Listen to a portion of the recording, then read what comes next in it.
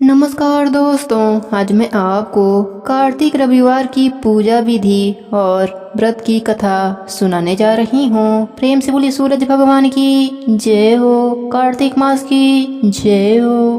कार्तिक मास के पहले रविवार से व्रत की शुरुआत करें। रविवार सूर्य देवता के पूजा का वार है। जीवन में सुख समृद्धि, धन संपत्ति, शत्रुओं से सुरक्षा और स्वास्थ्य सुख के लिए रविवार का व्रत सर्वश्रेष्ठ है। रविवार का व्रत करने व कथा सुनने से मनुष्य की सभी मनोकामनाएं पूरी होती हैं। मान सम्मान, धन, यश तथा उत्तम स्वास्थ्य मिलता है। सूर्य देव का व्रत कार्तिक मास के रविवार से शुरू करना चाहिए। रविवार के दिन सूर्य उदय से पूर्व जग कर शौच व स्नान आदि से निवृत्त होकर स्वच्छ लाल रंग के वस्त्र पहने। विधि विधान से गंध पुष्प आदि से भगवान सूर्य नारायण का पूजन करें। 24 बार गायत्री जप करें। सूर्य देव के बीज मंत्र का 12 या 5 या 3 माला का जप करें।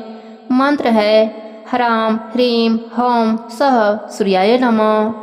सूर्य देव को जल में लाल चंदन, अक्षत, लाल पुष्प और दुर्वा मिलाकर 3 बार में अर्घ दें। 3 बार का मतलब एक ही लोटे से 3 बार जल को गिराना है और 3 बार ओम ब्रह्म स्वरूपे सूर्य नारायण नमः मंत्र कहना है।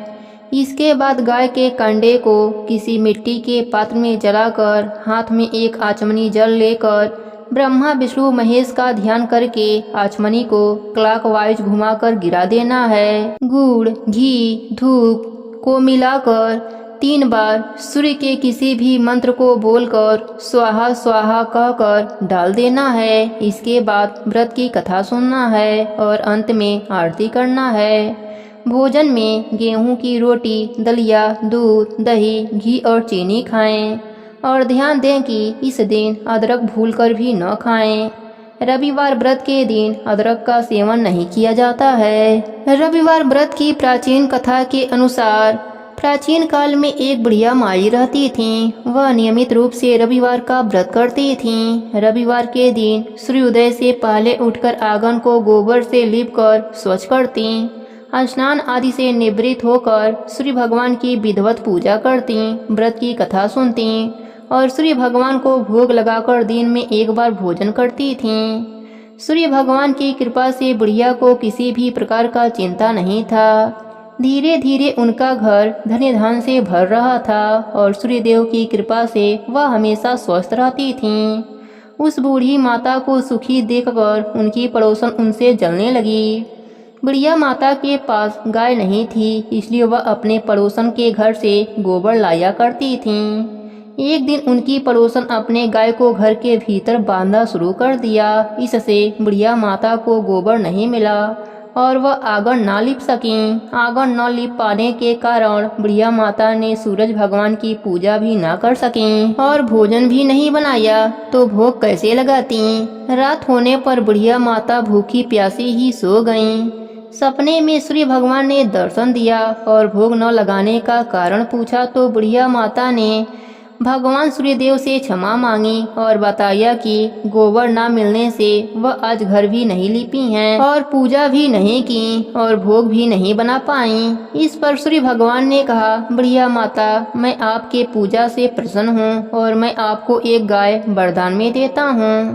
प्रातः काल सूर्य उदय से पूर्व उस बुढ़िया माता की आंख खुली तो वह अपने घर के आंगन में सुंदर गाय और बछड़े को देखकर बहुत खुश हुई। गाय को आंगन में बांधकर उन्होंने जल्दी से चारा लाकर खिलाया। जब पड़ोसन ने गाय और बछड़े को देखा तो उसकी आंखें फटी की फटी रह गई और वह और अधिक जलने लगी। तभी गाय ने सोने का गोबर किया। गोबर देखते ही पड़ोसन हैरान हो गई। उसने तुरंत अपने गाय के गोबर से बदलकर सोने वाला गोबर अपने घर ला दिया। अब यही कार्य रोज करने लगी। सूर्य उदय से पहले उठकर गोबर बदलकर सोने का गोबर अपने घर ला देती। सोने के गोबर से पड़ोसन धनी होने लगी। बुढ़िया माता को सोने के गोबर के बारे में अभी पता नहीं था। बुढ़िया माता हमेशा की तरह रविवार का व्रत करती, पूजा करती, कथा सुनती थीं। एक दिन सूर्यदेव ने तेज आंधी चला दिया, जिससे बुढ़िया माता ने अपने गाय को घर के भीतर बांध दिया।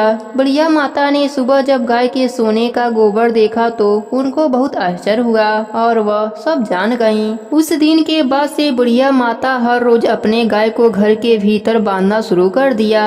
सोने के गोबर से बुढ़िया माता कुछ ही दिनों में बहुत धनी हो गईं।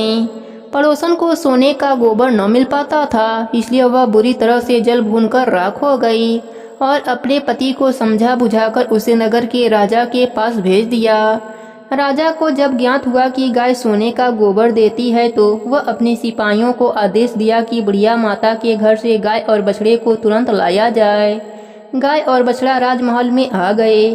राजा ने सुंदर गाय को देखकर बहुत खुश हुआ। सुबह जब राजा ने सोने का गोबर देखा तो उसके आश्चर्य का ठिकाना न रहा। उधर बुढ़िया माता भूखी प्यासी सूर्यदेव से प्रार्थना कर रही थी। सूर्यदेव इस तरह बुढ़िया माता को प्रार्थना करते देख उस पर बहुत करुणा आई। उसी रात सूर्य भगवान ने राजा को सपने में कहा, राजन, बुढ़िया माता का गाय बछड़ा तुरंत लौटा दो, नहीं तो तुम पर विपत्तियों का पहाड़ टूट पड़ेगा, तुम्हारा महल नष्ट हो जाएगा। सूर्य भगवान के सपने से बुरी तरह भयभीत राजा ने प्रातः उठते ही गाय और बछड़ा बुढ़िया माता को लौटा दिया और क्षमा मांगी। राजा ने पड़ोसन और उसके पति को उसकी इस दुष्टता के लिए दंड भी दिया। राजा ने पूरे राज्य में घोषणा करा दी कि सभी स्त्री पुरुष रविवार का व्रत किया करें। रविवार का व्रत करने से सभी के घर धन धन से भर गए। राज्य में चारों तरफ खुशहाली छा गई। स्त्री पुरुष सुखी जीवन यापन करने लगे। सभी लोगों के शारीरिक कष्ट दूर हो गए। सभी स्वस्थ रहने लगे। रविवार का व्रत करने से मनुष्य को मोक्ष की प्राप्ति होती है। स्त्री के बाझापन दूर होते हैं। सभी पापों का नाश होता है। मनुष्य को धन, यश, मान सम्मान तथा आरोग्य की प्राप्ति होती है। शरीर में किसी भी प्रकार का चर्म रोग हो तो वह समाप्त हो जाता है। हे सूरज भगवान, जैसे आपने बुढ़िया माई पर अपनी कृपा करी, वैसे ही अपने सभी भक्तों पर अपनी कृपा बनाए रखना। सबके व्रत को पूर्ण करना। कहानी अधूरी हो तो पूरी करना, पूरी हो तो मान रखना। प्रेम से बोलिए सूरज भगवान की जय हो। कार्तिक मास की जय हो।